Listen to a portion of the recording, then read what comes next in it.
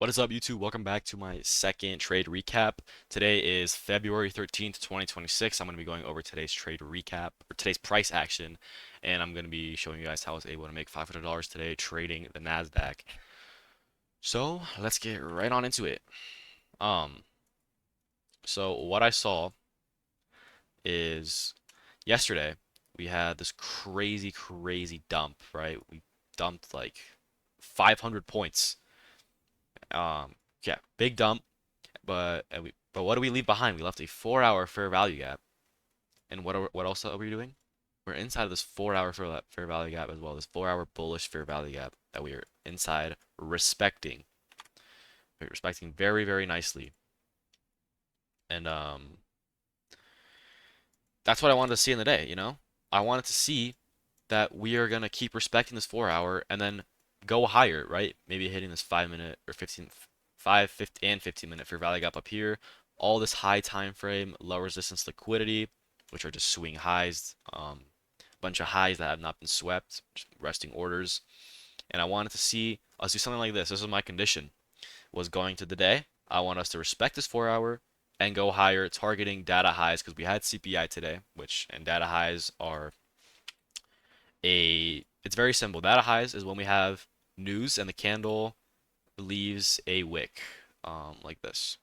The candle will leave a wick, something like that, like a big wick, but it has to be a news candle, and in this case it was CPI, so we left a candle there, and I wanted to target that high because there's a very good draw on liquidity, and price does like to trade back into that liquidity pool. So, right, we were respecting this 4-hour for value gap at the time, and I wanted to see an inversion. Just go higher, target data highs, very simple. And going into the day, um, going into the day, on a lower time frame, what I wanted to see going into 9:30 open was us respecting this 5 minute fair value gap. And you guys are probably thinking like, Alex, why are you trying to take a inversion off of a 5 minute? That's low time frame. Well, this whole entire leg was sponsored by the 4-hour, right? This is the 4-hour, this gray box that I marked out, and we are consistently respecting it here, and now this 5 minute fair value gap that we have made is being respected right here, right? We have not had a candle close through it, so I wanted to see an inversion here and go higher, targeting data highs. Just delete these drawings now. And now going into 9:30, what actually happened is, right, we actually did trade higher, but price immediately just failed to invert this 5 minute gap, and we go lower here, disrespecting this fair value gap. That's this 5 minute here, disrespecting it, right? We candle closed through it, so this is not a valid fair value gap anymore. And I did not want to short this either. Why? Because we have all this high time frame, 1 hour low resistance liquidity, data highs above, Asia highs above, unmitigated 4-hour fair value gap above, unfilled 5 and 15 minute fair value gap above. There were so many good liquidity pools above that haven't been swept yet, so shorts were just not really in play today. We had such good draws above today. And now, because we candle close through this 5 minute, I wanted to see this 5 minute get respected now, right?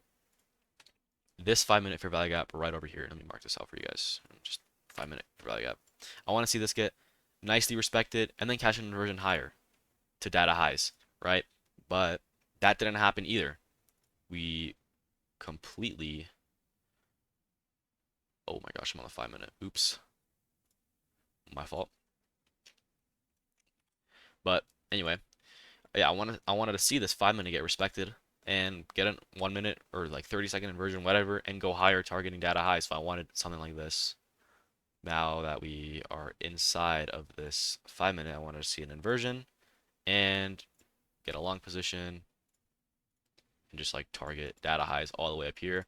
But that ended up not playing out, and price went even lower, seeking out this 4-hour intermediate low. Very significant liquidity pool, high time frame liquidity pool.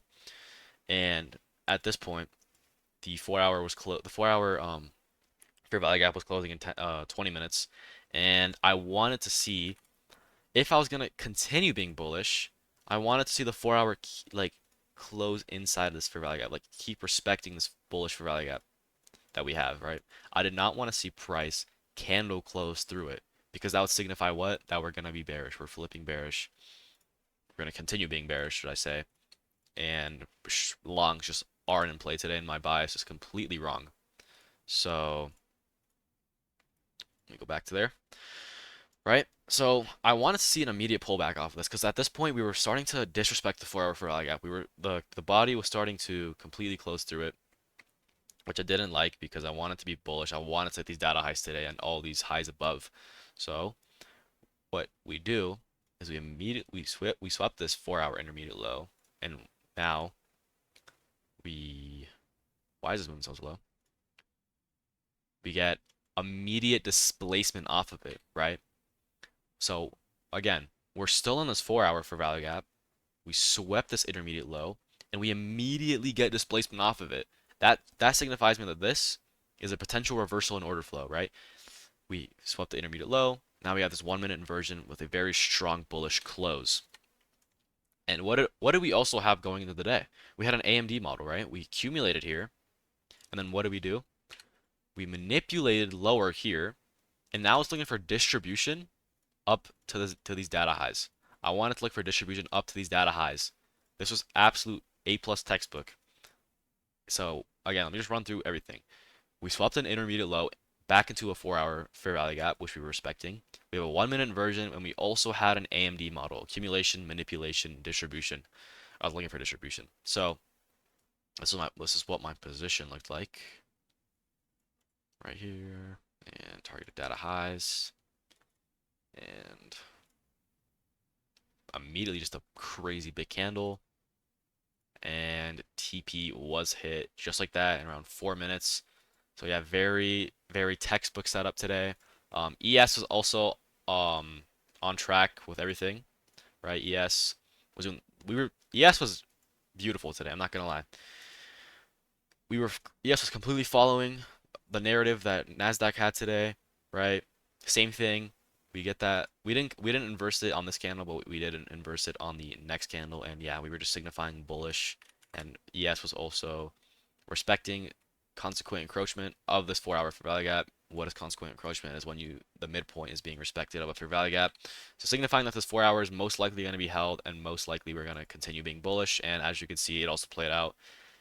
Actually, no, ES took out the highs later, but you know, ES was doing the same thing today, and yeah, everything was good. There's no bearish SMT. There's nothing that really could have said. There's nothing in my mind that would have told me that price wants to go lower. It just doesn't make sense. Like we already swept this low. I don't think we're gonna resweep it and then go higher. That just doesn't make any sense, right? So yeah, that's gonna wrap up this trade recap. If you guys do have any questions about today, let me know in the comment section down below. And yeah, I thank you for tuning in to the YouTube. Go check out my TikTok. I also be posting content on there, Alex Trades, and yeah, goodbye.